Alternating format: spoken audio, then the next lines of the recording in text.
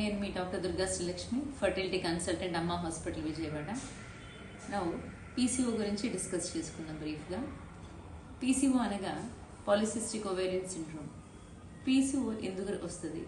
It can be a genetic condition, వారసత్వంగా రావచ్చు. ఎందుకంటే ఎక్కువ మంది సిస్టర్స్లో చూస్తుంటాము, మదర్కి వస్తే బేబీకి కూడా చూస్తుంటాము, పిల్లలకి కూడా చూస్తుంటాము. Or it can be acquired due to lifestyle modifications. PCO అనగా ఇన్సులిన్ రెసిస్టెన్స్ కానీ, ఇన్సులిన్ ప్రొడక్షన్లో ఇన్యాడిక్వేసీ కానీ, or defective in the action of insulin ఉండొచ్చు. సో వెయిట్ లాస్ అవటం వలన పీసీఓ ఒక లక్షణాలు తగ్గుతాయి.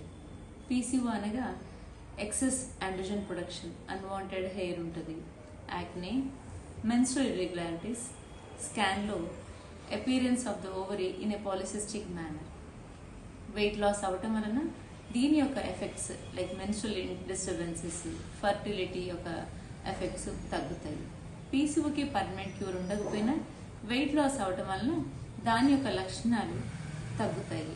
10% ఆఫ్ ద బాడీ వెయిట్ తగ్గడం వలన పీసీఓ యొక్క ఎఫెక్ట్స్ చాలా వరకు తగ్గించుకోవచ్చు. చాలామంది పీసీఓ ఉన్న వాళ్ళు ప్రెగ్నెన్సీ న్యాచురల్గా లైఫ్ స్టైల్ మోడిఫికేషన్స్తో రావచ్చు, ఆర్ మినిమల్ డ్రగ్స్తో కూడా ప్రెగ్నెన్సీ రావచ్చు.